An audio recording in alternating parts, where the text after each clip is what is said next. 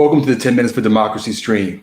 Now, if you're watching this on replay, first of all, if you're in YouTube, then there should be chapters below, and you can skip over this early part where there's nobody here, and I'm kind of going over some channel stuff and things I don't really think anybody wants to particularly listen to, in terms of news and what have you. If you're on Facebook, sorry, there'll be no chapters. If you're watching this on replay, you can just kind of click through and try to catch every 5-10 minutes, kind of see what you see in terms of the different stories. And also, if you're watching this on replay on YouTube, please consider subscribing, and hit the notification bell. All right, so that's our rewatch disclaimer. So today, as I always do, I'm going to start with the channel update. Then I'm going to talk about the Daunte Wright killing, the police, a small story. I want to talk a little bit about police and protests and kind of how they interact, and how the media kind of portrays them. They want to give an update on the trial involving the killing of George Floyd. The minimum wage is back in the news. There's a story about that I wanted to go over. Biden has announced we're leaving Afghanistan as a country. I'll talk a little bit about that. Representative Dan Crenshaw was on Joe Rogan talking about the $1,400 stimulus checks. And it was a conversation that I thought was kind of enlightening about the type of politician that Dan Crenshaw is.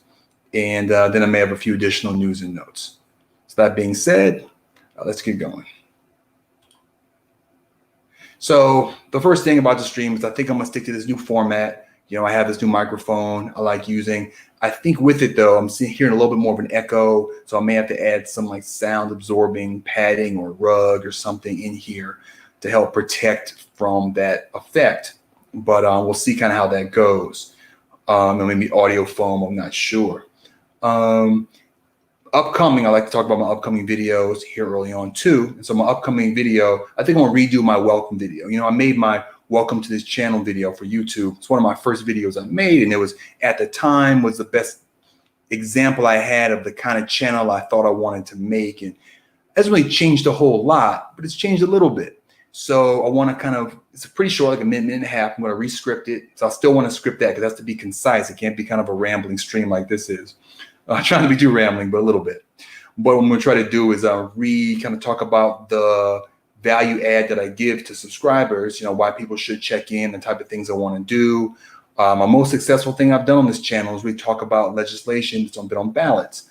So I definitely want to continue to do that when there are ballots, when there are elections, be it nationwide or even ones that are just for representatives or special elections. I think that's a area that is lacking. And on YouTube, I could probably contribute a great deal and kind of get some traction there where there's not a whole lot of competition.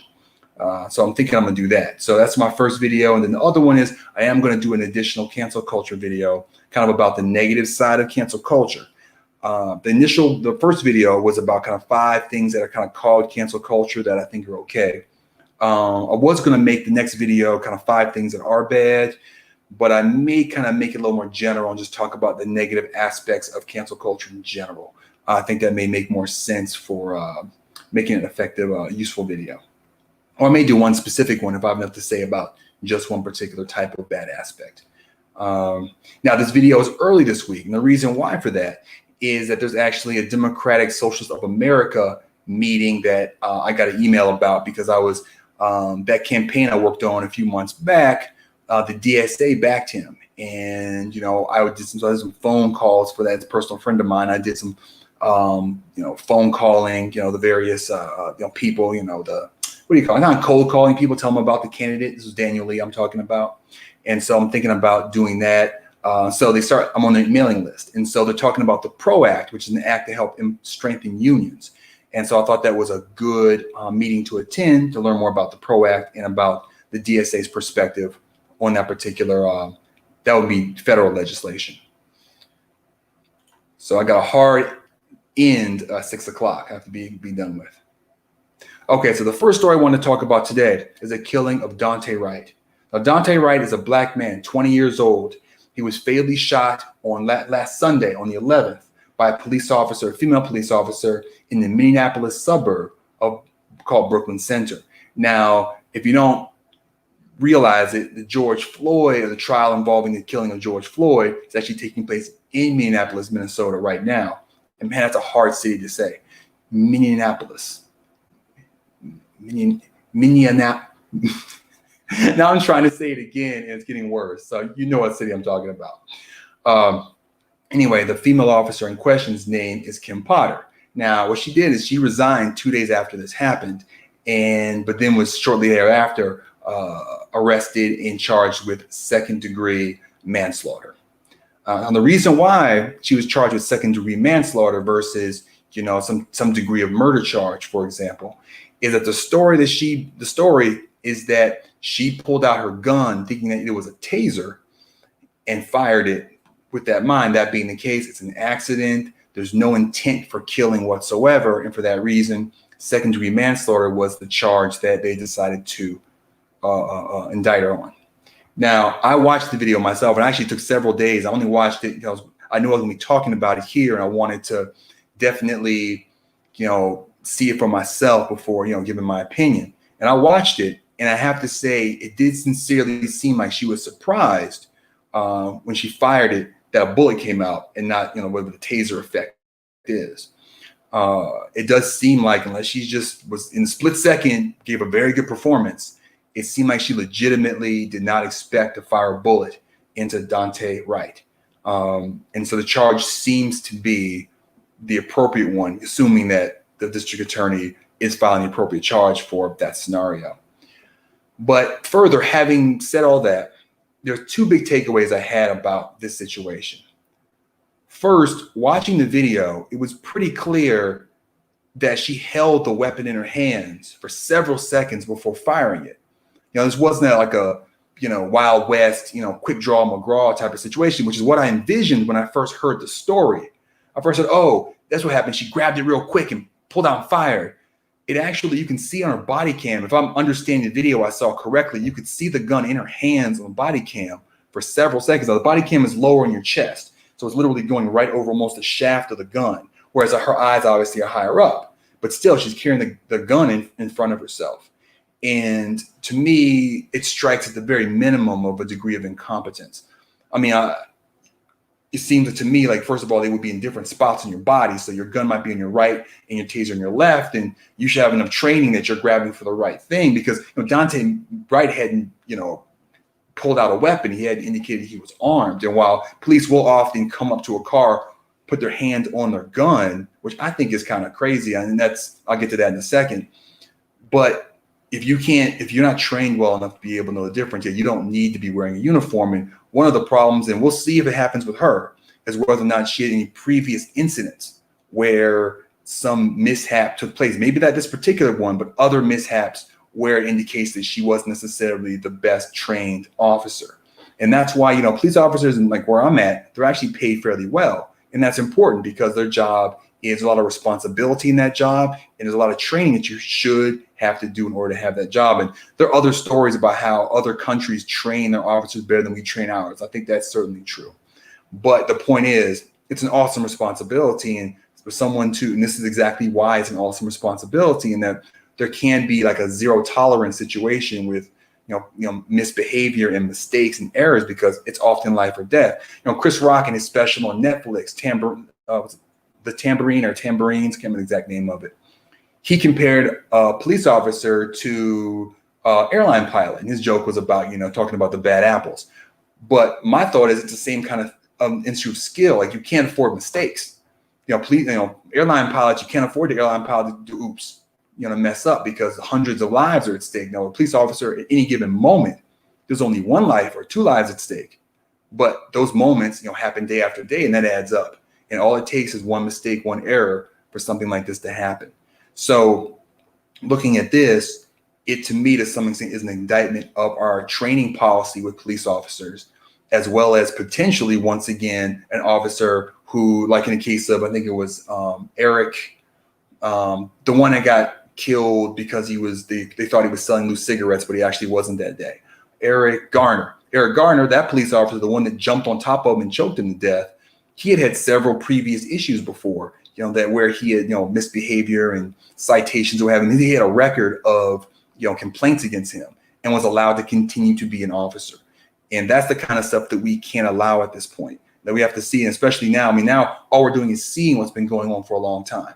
But that's good. And that means we should address it and not make excuses for it. And, she was charged appropriately, and we'll see how this kind of plays out ultimately. But, I think, and that was the other point I wanted to make. So that's kind of that particular situation with Kim Potter. Another thing I wanted to bring up again, I talked about this on a previous video I released, I think a few months ago. And that is the whole concept of pulling over cars, police officers pulling over vehicles for slight infractions like expired tags and bad taillights and I don't know, too much, going a few miles per hour over the speed limit, 5-10 miles an hour. I mean, I can see if it's like 150 or 170. That's a whole different situation. But a few miles over speed limit, 10 miles over speed, like a 70, 80 and 70 or something. The question is, when they do these pullovers, they become life and death, because a police officer knows the guy in the car could be a criminal, could be someone who's armed. And so the question becomes, should we be creating life and death scenarios every time there's a minor infraction with a car? That whole paradigm of pulling a car over with an armed police officer. I mean, another idea, just spitballing, is what if there was another type of traffic officer that all they did was they pull people over for minor infractions. They don't check warrants. They don't investigate the car. They don't do all that other stuff that could turn a small situation into a serious life and death situation. They would simply come up to the car. Maybe they only have a taser, or they only have pepper spray, which is a chemical weapon and very powerful. They only come up there, and all they can do is give out tickets. They can record the car. The person drives off. If they do something wrong, they can record it. But even if you're a criminal and you get pulled over for speeding or for expired plates, all you have to worry about is a ticket. You don't have to worry about having a shootout with the police officer. That would protect police officers, although it would, obviously make it harder to arrest criminals with warrants. It would protect police officers and protect people who don't have warrants, who the police are unfortunately sometimes killing because they're on 10 going up to a car of somebody who may not even be armed. Now, in this case, Daunte Wright did have a warrant, but that still doesn't mean he's armed or dangerous. And the police, I think, were keyed up. I think Kim Potter in this situation was just dialed at 10, so to the point at which she didn't know which gun she had in her hand because she's so worried about Daunte Wright killing her, I guess. And she made a life and death mistake. And the question becomes, what's the cost-benefit analysis of doing pullovers in this way? Because there's other ways of doing it, or there's the option of not doing it at all, although I think people would probably have a problem with that. But that's, I think, something we need to think about, because we just grow up and we come into this world and we just accept everything is how it is without really challenging even fundamental ideas about like pulling cars, getting pulled over, and the things that the police do when they pull a car over. So just something to think about. It's like maybe the paradigm could shift a little bit and it could save some civilians' lives and some police officers too. All right. Now, so this all happens this last Sunday, and then protests occur, of course, because yet another black man is killed unarmed, and people are sick of it, and understandably so. And of course, protests occur. Maybe I'm not sure if the curfew got placed first, and some of this is kind of difficult to, the timeline of this. But, as I was reading up on this, NBC News reported that the protests escalated. It said in a passive voice, so it's not clear if the protesters escalated or if the police did. Now, if you asked me 15 years ago who escalated, I would assume it was the protesters. But after last summer and after seeing some of the misbehavior of police officers, shooting rubber bullets in the crowds, which apparently happened in this case too, firing canisters and engaging violently into peaceful protests unnecessarily, I don't know what to think about, who caused the protest to be, escalated in for tear gas and rubber bullets and flashbangs getting thrown into the crowd. I mean, to me, I wonder what's the utility of this. I used to just make the assumption, a lot of citizens still do, that there must have been a good reason. But at this point, I can't do that. I have to look at this and think, why are they doing this? Why are why are the police firing rubber bullets at people? Are their lives at risk? Is there significant enough property damage at stake to justify potentially maiming or killing people? Because these things can maim and kill. I mean, last summer, I remember a story about a guy who lost, I think, 2 people that lost sight in one of their eyes because of rubber bullets. These canisters, canisters of flash, these tear gas canisters can give people concussions when they get shot in the crowds. These are dangerous weapons, and they shouldn't be used, willy-nilly. And sometimes when it comes to the police, it feels almost like they're a hammer. And when you send them at a protest, it turns the protest into nails. And all they know how to do is apply force to those protests. Now we saw, but the thing is though, we saw on January 6th, those police took a softer hand when it came to those protesters, and only when they actually literally invaded the heart of our political system did they actually then take up defensive posture and respond. But that aside, the question is, when it comes to these protests, even if there was a curfew, what's the cost benefit of using these potentially harmful, lethal tactics on these crowds? I read something about how last summer, the LAPD spent $50 million on just overtime pay, having the police, go to these protests. These BLM protests were taking place this summer in Los Angeles. Now, the overall cost and property damage for all those protests, some end up becoming riots and got escalated, due at least in part to the police presence, caused about $1 million in damage. So the total cost was $51 million, almost entirely in wages, or at least there might have been other costs, but at least in terms of those two numbers, you had a cost of about $1 million and a cost to the police for doing what they did of $50 million. It looks like they're a misplaced or bad dependency, that might be a desire for the police to want to get involved and for their management to want to get involved in order to give more funds to their officers by having them attend. And once the officers get there, they're trained to work a certain way, things get escalated and bad things happen. Again, it's time to look at other approaches to these things, because these protests, these people are out here, they're civilians, they're citizens, and they don't deserve to be treated in some of the ways they get treated. Now, I understand the police, they go out there and they're kind of told to do, maintain order and these vague things about applying force, and people end up getting hurt. And so it's not trying to take sides as much as trying to figure out a better way to be able to let people protest and to let the police do their jobs without those things coming in conflict. And civilians, especially in protest settings, almost no police get hurt. Whoa, hit the mic. Almost no police get hurt in these protests. It's almost entirely civilians that get hurt. Like that guy that got a concussion and lost hearing in one of his ears because some riot officer, somebody knocked him over. It's an old guy. That guy actually ended up getting off. He didn't serve he's not going to really see any consequence to what happened there. Those are the people that get hurt in protests. It's not the police. So I'm perfectly okay with setting higher standards for police behavior during these protests, because unlike the pullover situation, they're not really in any particular danger. It's really the civilians, the protesters, that are put in danger by the police presence. There's the property, but the property violence isn't the same as human being violence. And that's another thing we have to make sure and not, equivocate those things. Somebody throwing a rock in the window isn't the same as a cop firing a rubber bullet at a person. Those are not equal. And we have to start measuring how we talk about violence differently. So just a quick update on the Derek Michael Chauvin trial, which has to do with the George Floyd killing. So it's funny. I wrote this up with like a day or two ago when the defense was still going on. Now it's actually, they're going towards closing statements. Chauvin has decided not to testify. And what I saw the defense was what I talked about last week, which is a whole lot of trying to generate jury nullification, trying to give a juror an excuse to let this police officer off the hook.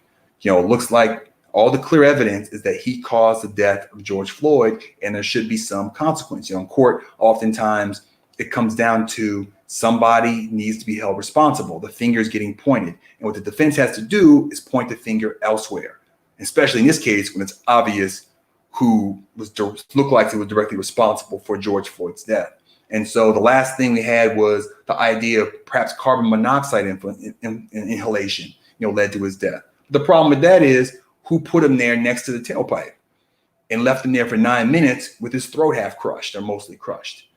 It was Officer Chauvin.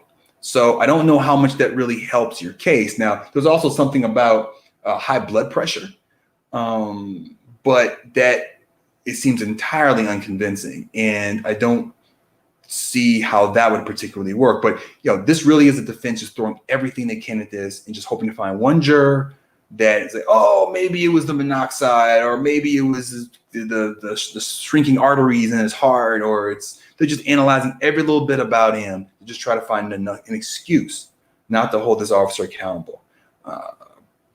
I'm not one to predict, so I'm just going to say that we'll probably know pretty soon. We'll see with these closing statements how those look, and we'll hopefully in another week or so we'll know the fate of this case. But and it's easy to get mad at the defense. But the thing is, when you're given a case as bad as this is, it's going to probably look silly to try to put on any kind of defense. So I don't know that anyone else, any other lawyer, could put on any other one. And every person's right to a defense. So, we'll see what happens with the case. But it was kind of inevitable that we'd be frustrated and kind of irritated by what we heard from the defense attorney. Because in the case that's obvious, really, he should have taken the third-degree plea, which it was reported the officer was willing to do it first. But it's almost like more attention made him want the trial, even though he had the third degree. The district attorney offered him the third degree at the beginning before the trial. So we'll see what happens. So I've talked a lot about the minimum wage and the Fight for 15 on my channel. I think it's very important. The minimum wage has been pushed way behind inflation, behind productivity. It's clear that people working minimum wage in this country are underpaid. And so that struggle has been the forefront, in part in my mind and a lot of people's mind. And there's been a pretty strong movement to get something done about that. The $15 wage they tried to get it into the COVID relief. 8 Democratic senators voted it down.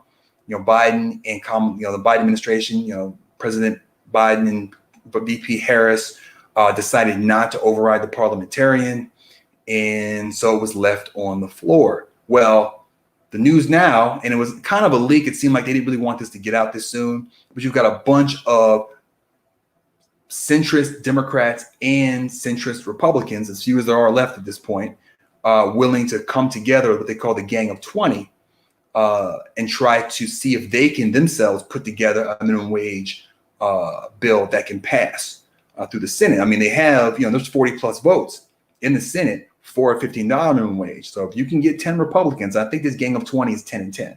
So if they can come out with a bill, then it looks like it might actually be able to pass. Now, people feel a lot of different ways about this. And let me point out first here is that the leaders of this on both sides, it looks like, are Mitt Romney on the Republican side, who's basically the bluest Republican in the Senate at this point, and Kristen Sinema, who I've talked about before, who tries to kind of call herself bipartisan. She made a very flamboyant point of voting down the $15 minimum wage, I think as a dig at Bernie Sanders for making her vote on it. And but it looks like, but her popularity went way down in her state, and polling happened after that. And so that may be part of her interest with going in with Romney to try to salvage this, because she might lose her next election over this. That's not outside the cards.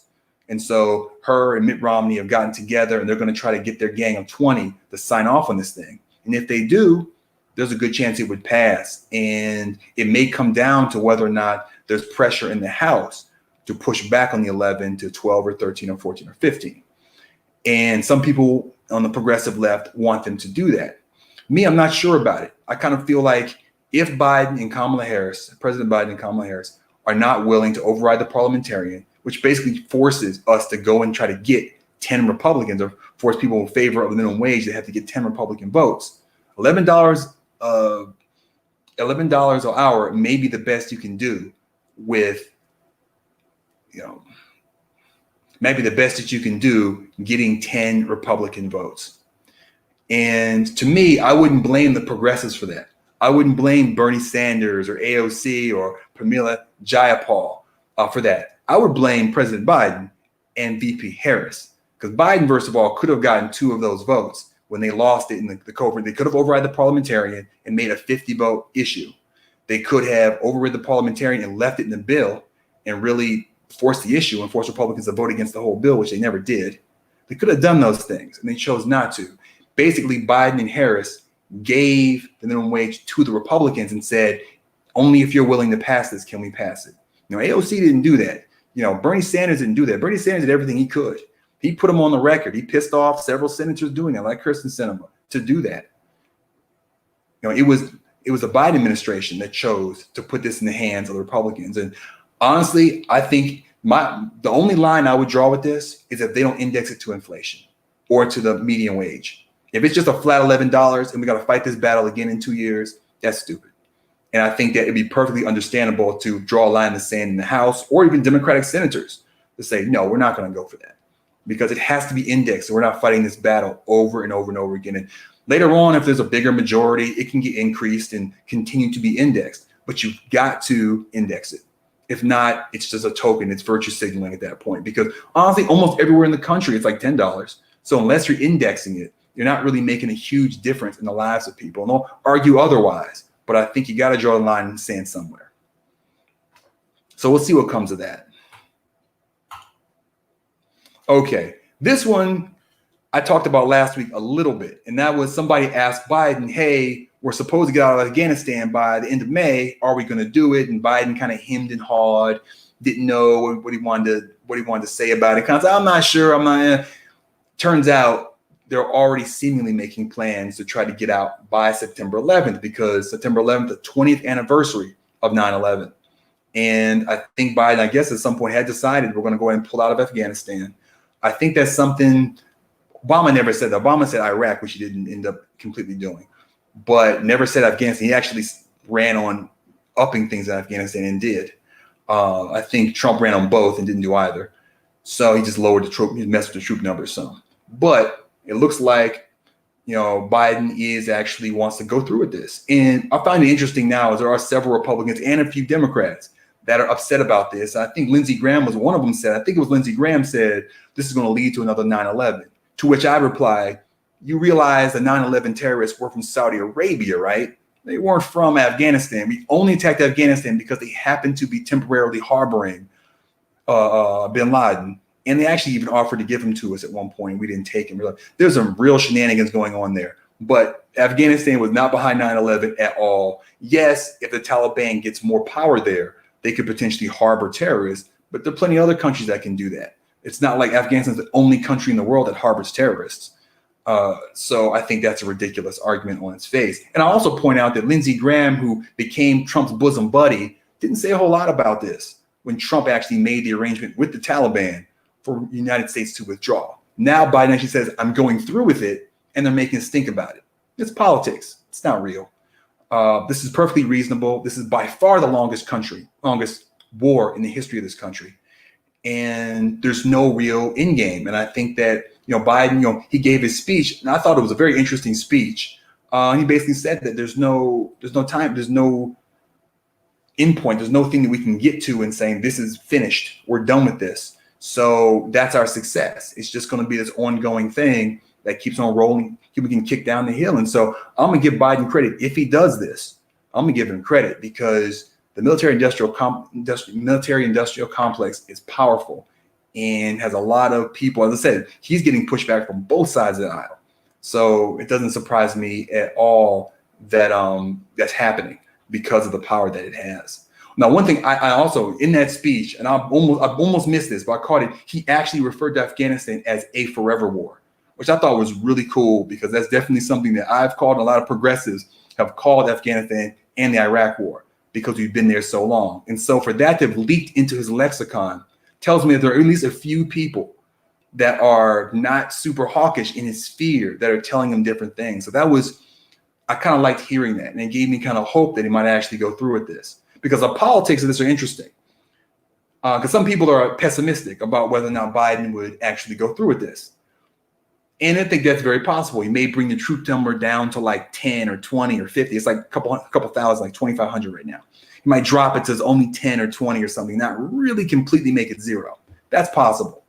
But it would be very stupid politically to make this huge announcement, which nobody asked him to do. Remember, he hemmed and hawed when somebody asked him about it. He decided to make this big 9/11 withdrawal from Afghanistan announcement. To then do that and then turn around and not do it, you're going to get flack from all sides. That's terrible politics. And so for that reason, it makes me think that he at least does truly intend to pull us out of Afghanistan, at least in terms of our military presence. Now, we are bombing like 7 different countries with drones, and we could still see drone strikes in Afghanistan. I hope not. and signature strikes, a lot of our uses for drones, I think, are immoral. But this gives me hope that a lot more American soldiers will be coming home from Afghanistan in the near future. I'm hoping it goes down to 0. We don't need to be in 100 different countries, our soldiers. We have a lot of things here we could be spending that money on to improve the lives of Americans or improve the lives of people in other countries that we're not at war with. We need to have more of a peace initiative overseas and going out and spending money to help countries rather than take them over and topple governments that we don't agree with for this reason or that. That's where we need to be spending our energy. So I'm hopeful, and it was nice to hear this coming from President Biden. But as always, you say, that's great, then you wait and see what happens. It does make me wonder about Iraq, though. Okay, and so my last big story for today is I saw this clip of Representative Dan Crenshaw talking on Joe Rogan about the $1,400 stimulus checks. Now, Dan Crenshaw is a Republican congressman from Texas's 2nd District. He's the one with the eye patch, made famous by the eye patch that he wears over an eye that I believe was damaged. He lost sight in it from his military service.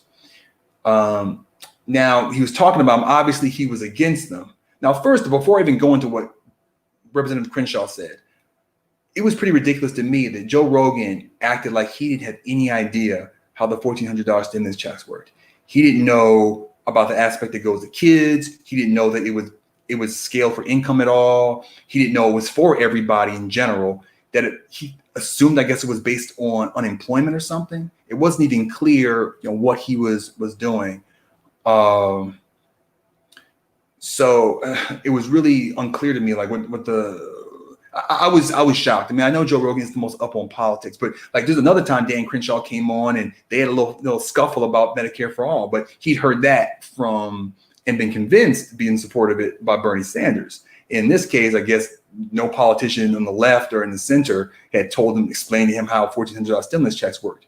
So he asked Dan Crenshaw to come on and explain to him, I guess. But anyway, Dan Crenshaw, after explaining the basic idea of it, or actually before doing that, went on some little rant about the $1,400 stimulus checks, which he's against.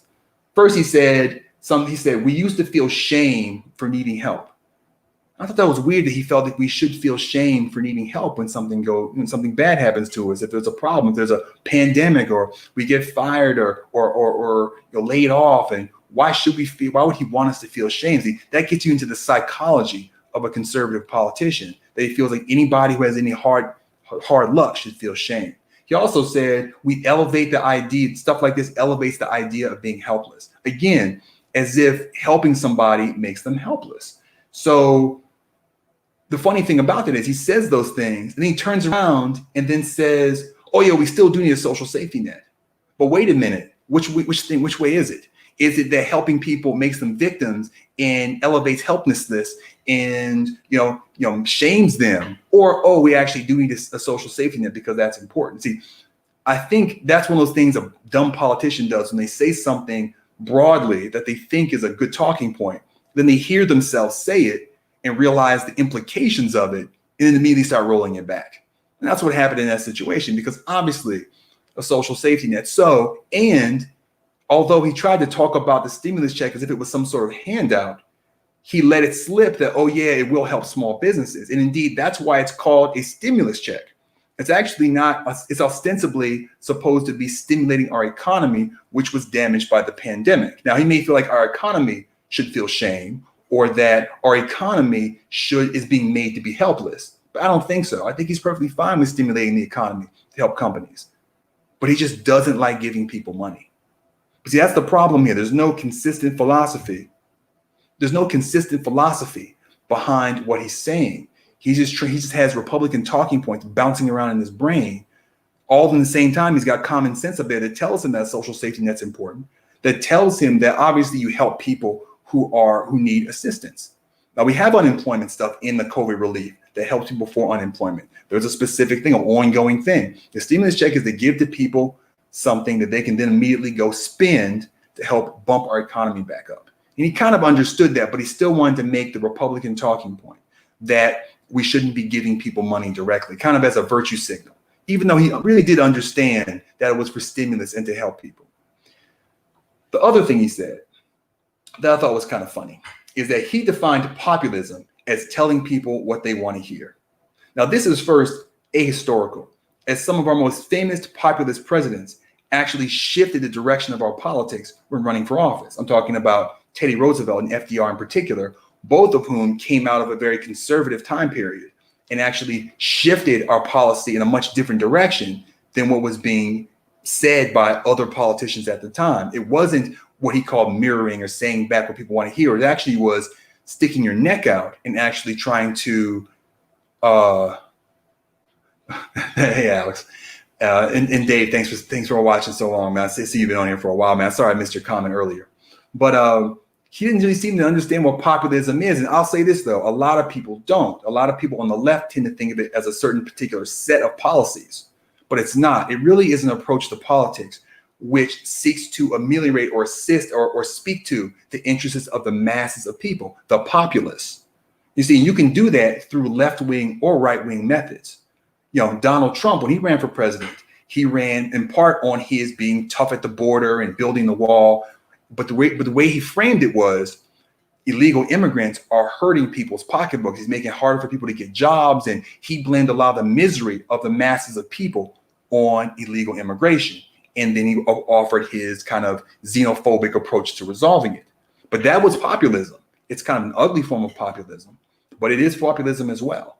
The same thing with Bernie Sanders. When talking about Medicare for all, he made the case that a lot of the problems we have with our healthcare system, a lot of the cost of it, the outcomes that are less substandard are a result of the healthcare industry. And by taking out that middleman with Medicare for all, it'll improve all of our lives, the lives of the populace. That's also a populist argument. And so I'm actually think populism is good. It generally oftentimes it is decried by people like Dan Crenshaw, who like to hold unpopular opinions to defend themselves. Like, oh, they're just a populist, as a way of casting them aside. As, oh, don't believe them. They're just telling you what you want to hear. They're just a populist. But really, that's not populism. That's just lying. And that's what Dan Crenshaw was doing during his interview. Really, what populists are doing, what populists that I appreciate do is they care about and speak to the interests of the masses of people and then offer policy to help fix them, which is what we should want in our politicians. And indeed, a lot of the most famous and effective politicians in the history of this country have been, at least to some extent, populists. Unfortunately, some of the worst, like Donald Trump, have been as well.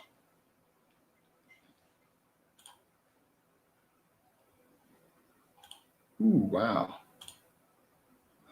Okay, so Dave, Dave Free wrote, they love applying force at protests, referring to police officers. They live for it. And like I was talking about in that segment, part of the reason why is because they're trained in a certain way of approaching issues as hammers, but there is also a culture, I think, within the police force that oftentimes, and I think now there's a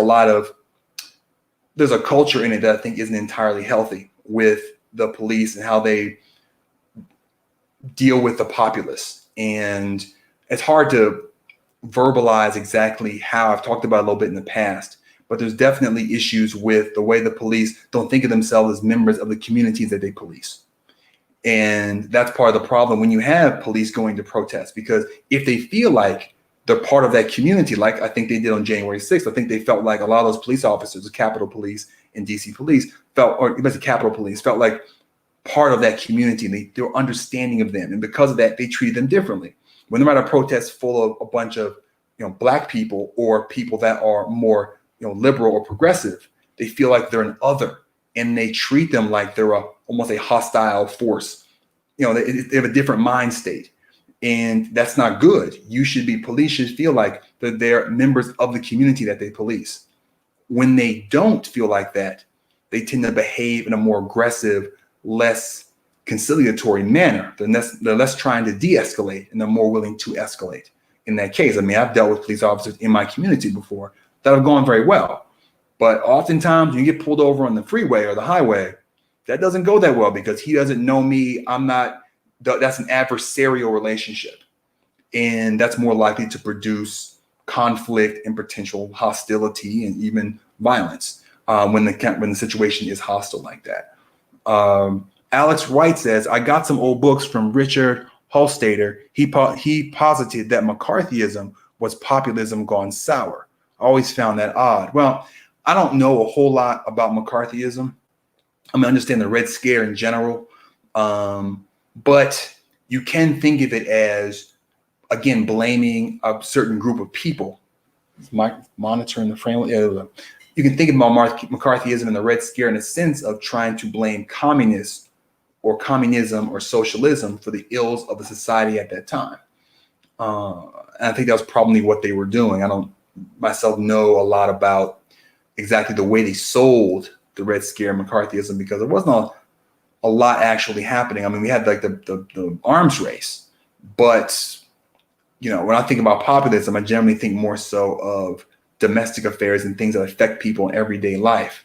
I think he may have thought of populism as, he may have thought of it as cinched populism because he was trying to appear to nationalism, to them, us versus them. And so you can kind of take the population as they're trying to take us as a whole, as Americans. We're in this cold world war against these communists, and anybody who shares their beliefs are on their side, and it's us or them, and trying to turn, because populism, part of it is oftentimes pointing at somebody or some group and saying they're the enemy. I think in this case, though, it's not, to me, you can look at it a little bit like populism, but it's not very closely populism to me. It's more of a, we look at it more broadly. It's more of a, if you take a more broad definition of populism, it's trying to kind of appeal to the masses of people almost in any way. Then you could probably think of McCarthyism and the Red Scare as that, because they definitely tried to scare everybody, every American, saying, watch out for the Reds, watch out for the communists. And by doing so, kind of create an other in order to stake Americans against. But there weren't really particular interests. There's no real interest per se that he was speaking to for Americans. It was kind of a make-believe interest of defeating communism, if that makes sense. So I kind of think that that's probably what he was going for. But that's one of the larger general sense. I mean, that kind of is what Trump did to some extent, creating this other that was a danger to us, that really actually immigration, even what people see. I actually watched a video about this from somebody else, thought was very interesting, which is saying basically immigration itself generally is good for us. It generally helps the economy. It expands the tax base.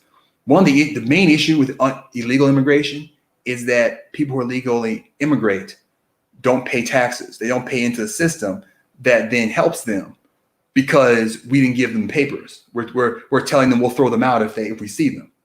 And so by doing that, we kind of make them not full participants in our society, but generally at increasing the population of our society generally helps our society. That's to say, the country isn't full. We have plenty of space for people in theory.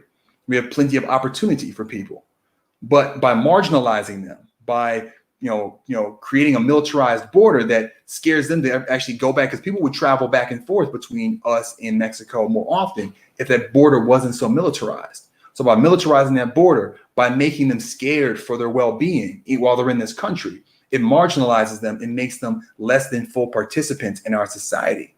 And by doing that, it actually ends up hurting us a little bit. But the answer to that isn't militarizing more and marginalizing more. The answer is actually to open the borders. This is the theory goes. Allow them to become full citizens and fully participate. And people have been scared of this. And I think that part of the problem is because at the local levels, a lot of times our government isn't run particularly well, and the dispersion of people isn't equal. But if it was thought through, we probably could let in as many people from Central America and Mexico who really wanted to be here. It's mostly Central America now anyway. Mexicans, that goes back and forth. I think there's I think a large number now is Central American. The point is, as many of them as wanted to come here probably could, if we really had a federal program to deal with that and disperse it in a way that didn't play on certain communities or pull their resources too severely. So I thought that was interesting. But again, that's kind of Trump's populism. It was like, make them the bad guy. I'll do stuff to fight the bad guy. Now I'm your hero. Populism. So in that sense, I guess that's similar to what McCarthy did. Although I think at least Trump's had a little bit more actual merit than McCarthy's did, which was almost entirely made up. They were just another country with a different political philosophy, and just like us, wanted to have power in the world. Alex White, another comment. Mark Blythe pointed me to Margaret Peters, that has a great academic paper, points out that it was driven mostly by pro-business interests that we lost during globalism. Voters don't have a stomach for it. Now, Alex, are you talking about anti-immigration or McCarthyism there? Because at this point, businesses, now I'll say this, immigration, that honestly may have been the case initially, but businesses now actually conspire sometimes with coyotes and with illegal enterprises to bring people here to use them illegally. Now, they like illegal immigration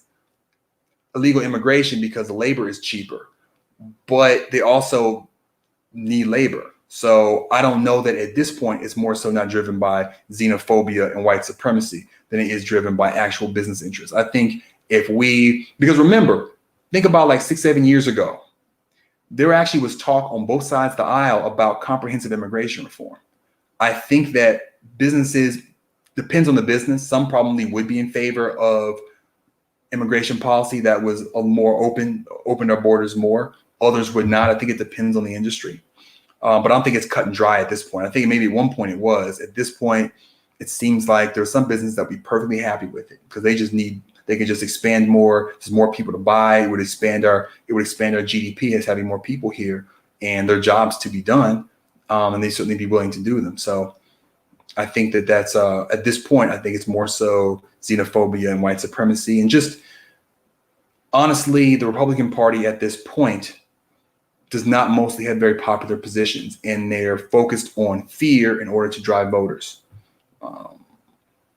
And because of that, they're having to rely on issues like this and create boogeymen the way Trump did. I mean, honestly, Donald Trump is the only kind of Republican president that can win elections at this point. It has to be somebody willing to create populist boogeymen. Otherwise, on a national level, I don't think a Republican can win. They can win districts because I know black conservatives. There are plenty of conservatives in this country, but at a national level and on certain issues, the Republicans have very unpopular positions. So I think that they have to resort to this kind of behavior in order to win on a national level and even some statewide races. Because things like the minimum wage increase, Green New Deal, Medicare for all, these are popular issues. And these are well to the left of where the Republican Party is and where a lot of the Democratic Party is. And that actually helps the Republican Party. If the Democratic Party actually moved more to where people were on economic issues, I don't think Republicans would have a chance. But right now, both parties are stuck the way they've been groomed for the past 20, 30 years by businesses and by big donors to have the beliefs that they do. And that's how I think that works. I don't think that they aren't as craven as they're actually willing to change their opinions. There are a lot of them, like Joe Manchin, are stuck with the stuff that got them there and the donors and the businesses and stuff that they said to them to get them to where they are, even though it's probably in their best interest to go along and actually have a more progressive agenda. It's a crazy world. But anyway, that's about my stream for this week. One follow-up I wanted to do was, because I can save that for next week. Yeah, I'll save that for next week. We've already gone almost an hour here, and I kind of rambled on about that a lot, and I was talking back and forth with Alex. So I doubt people are going to watch this afterward and do a whole lot of this. So I think that's Alex, your last one left here. Thanks for sticking to the end of the stream. Dave, thanks for being here so long. And to everybody who checks it out, I appreciate it. Look for my next videos, and I'll see you next week. Have a good evening.